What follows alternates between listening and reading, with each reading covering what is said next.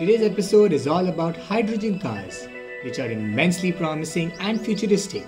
Yet automakers and governments don't seem to really want to invest in it. In fact, Hyundai, Honda and Toyota are the only automakers who have successfully completed the journey from the lab to the market with this particular technology. So today I, Arjun, am here to tell you about this rather interesting but less explored subject. Firstly, before we speak about the benefits, let's understand the mechanism under the hood. Hydrogen chemically reacts with oxygen in the air to produce electricity that powers an electric motor. Meanwhile, hydrogen engines generate power through the combustion of hydrogen using fuel supply and injection systems that have been modified from those used with gasoline engines.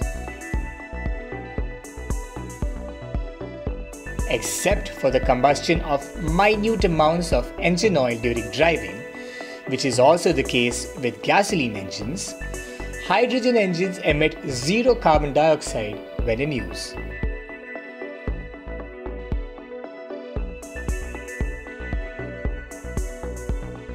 This mechanism explains why hydrogen cars are in fact more environmentally friendly than electric cars are. So here are a few points that work in favor of these cars.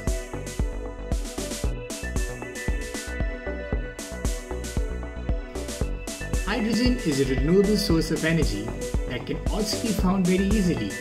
One does not need to set up massive refineries to extract hydrogen. And if you feel that hydrogen-powered cars are a slouch like the CNG-powered cousins, I would happily oppose you. Hydrogen fuel is actually much more powerful than its equivalent in any other kind of fuel. Also, if you compare it with an electric vehicle, refilling all the hydrogen tanks takes less than 5 minutes. What's similar though is the way they drive. Instant torque and silent, unlike a combustion engine. They are just like electric cars that charge faster. And then BMW, which is developing its own iHydrogen next, believes that there should be maximum possible powertrain options available to consumers to choose from. Now, if this technology is so likable, why are reputed automakers refusing to work with hydrogen as a fuel? Let's discuss that as well. Hydrogen may be available, but is difficult to extract. It doesn't exist in elemental state and needs to be extracted from water using electrolysis. So to make it economically viable, there needs to be a demand in the market and push from the stakeholders, both of which aren't great anyway. And that's not all. The raw materials required to extract hydrogen are very expensive.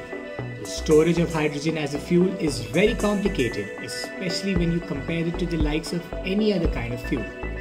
And regulations that have been put in place by various countries limit the use of hydrogen as a fuel. These external factors put additional pressure. Last but not the least is the price point. Let alone internal combustion engines, hydrogen-powered cars are significantly costlier than electric vehicles, almost twice the asking price. For example, the Kona EV in Europe starts at 34,600 euros, almost half of Nexo, which will cost you a minimum of 69,000 euros.